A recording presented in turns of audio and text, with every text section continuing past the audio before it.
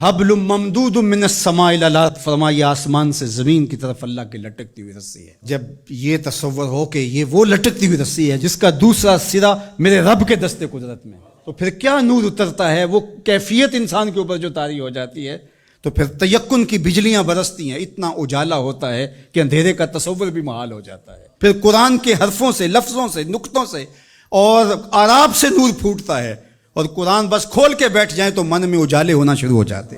جب یہ تیقن انسان کے ساتھ جڑ جائے، جائے کہ قرآن کھول کے پڑھا جائے، سمجھا جائے، مفاہیم و مطالب کو جو ہے وہ سمجھنے کی کوشش کی جائے، یا کسی عالم یا کسی صاحب نظر کی صحبت میں بیٹھ کے قرآن سیکھا جائے، پھر تو جو روشنیاں برستی ہیں، من میں اجالے ہوتے ہیں۔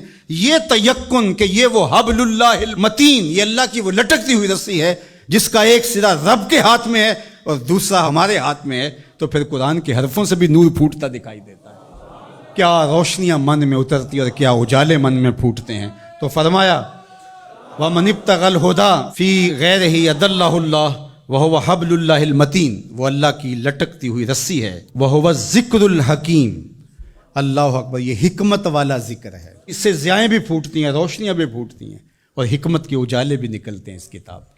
حرف حرف نور بانٹتا ہے، لفظ لفظ اجالے بانٹتا ہے۔ قرآن کے لفظ نہیں ہے بلکہ کتاروں کے اندر چراغ رکھے ہوئے ہیں۔ اللہ اکبر، اس کی روشنی کے اندر زندگی کی راہیں اجالی جاتی ہیں، اور پھر زندگی کا اسلوب نصیب ہوتا ہے۔ وَهُوَ الصِّرَاطُ الْمُسْتَقِيمُ، اور یہ بالکل سیدھی راہ ہے۔ سیدھی راہ قرآن بتاتا ہے۔ قرآن کی رہنمائی حاصل کرنے والے کبھی بھی گمراہ نہیں ہوتے، ان کی راہیں کبھی گم نہیں ہوا کرتی۔ پھر ارشاد فرمایا هُوَ الَّذِي لَا تَزِيغُ بِهِ الْأَهْوَاءُ، اللہ اکبر، یہ ایسی کتاب ہے جو خواہشات کو بے قابو نہیں ہونے دیتی۔ یہ کتنی بڑی بات میرے حضور نے فرمائی۔ انسان اپنی خواہشات کے پیچھے ہی لگ کر کے گمراہ ہوتا ہے۔ بلکہ میں آپ کو ایک اور بات بتاؤں، اور وہ یہ کہ ہر دور کے اسلوب بدلتے ہیں۔ اب خط تو نہیں آتا، اب میسج آتا ہے، دور بدل گیا ہے نا۔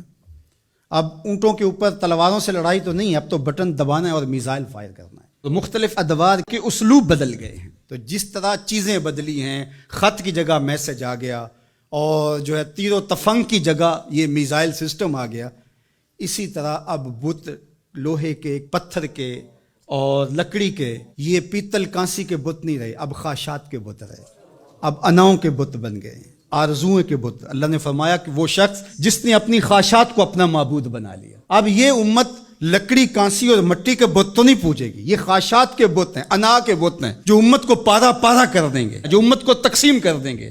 میں بڑا ہوں، ہم چما دیگرے نیست، یہ بت ہیں، یہ پرستش ہے۔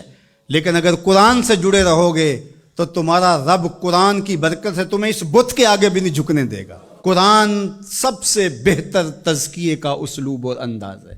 اللہ اکبر، اس لیے فرمایا کہ جب تزکیہ ہوتا رہے گا تو پھر نفس میں آوارگی نہیں آئے گی۔ اس لیے قرآن کی روزانہ کی بنیاد پہ جو تلاوت ہے وہ انسان کی زندگی کے اندر نظم پیدا کرتی ہے۔ اللہ نے چاہا تو آئندہ کچھ برس کے اندر جمعۃ المبارک کے خطبے کے دوران ہی انشاءاللہ قرآن مجید ترتیب سے ہم شروع کر کے کوشش کریں گے کہ جو ہے وہ والناس تک اس کی ضروری توضیحات اور تفسیرات جو ہے وہ آپ کے سامنے رکھی جائیں، اور یہ قرآن مجید کی کلاس کی شکل اجتماع جمعہ اختیار کر گیا ہے۔